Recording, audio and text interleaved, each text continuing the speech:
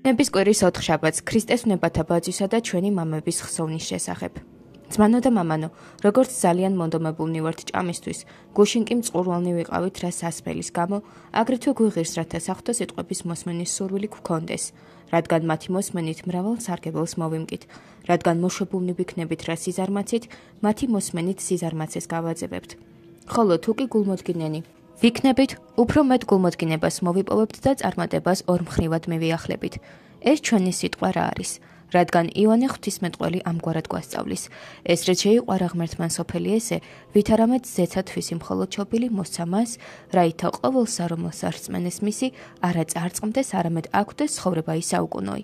მისცა არა ისე, უბრალოდ, არამედ საკუთარი თავის სასიკვდილოდ დასადებად, ჯვარზე სიკვდილით და ამგვარი სახით, რადგან ადამის მიერ შეცოდებით ბოროტი მტრის მონად გამხდარნი, ცოდვის მიერ გაყიდულნი, მოვალენი, ტყვედ წაყვანილნი და ხრწნადობას მიცემულნი, სიკვდილის მეუფებას დამორჩილებულნი ვიყავით.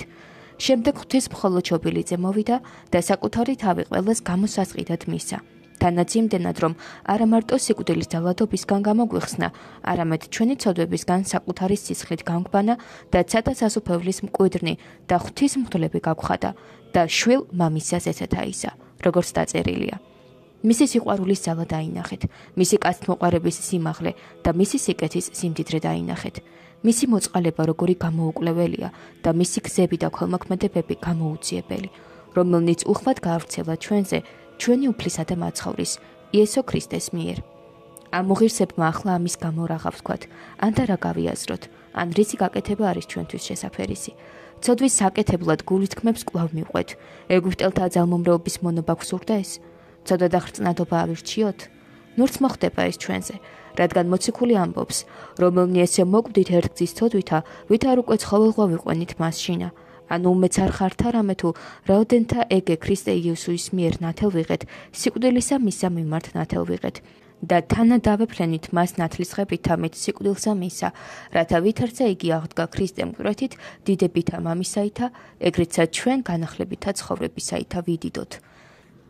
და როგორი სახის აღთქმაც გვაქვს, ვიცხოვროთ სიმართლით და სიწმინდით, ერთობით და სიმშვიდით, პატიოსნებით და სიფრთხილით, მოღვაწეობით და უნებლობით. ჩვენი უმეცრების ადრინდელ სასტურებში კვლავ ნუვიცხოვრებთ, არამედ როგორც ცეცხლისგან პირველქმნილ ცოდვათაგან გავიქცეთ, რწმენის კლდეზე გამტკიცებულნი და დაფუძნებულნი გავხდეთ, რადგან განახლებული სიცოცხლე ესაა. საჭიროა გაგება ხორცის ძველი სიამოვნება რომელია, რომლის მიერაც ჩვენი პირველი მამა ადამი გაძევებული იქნა სამოთხიდან ამ მრავალ ტკივილნარევ მწუხარე ცხოვრებაში შემოვიდა შური, რომლის მიერაც აღეგზნო კაინი და თავისი ძმა აბელი მოკლა, რადგან მისი შესაწირი უფრო საპატიოდ იქნა მიჩნეული.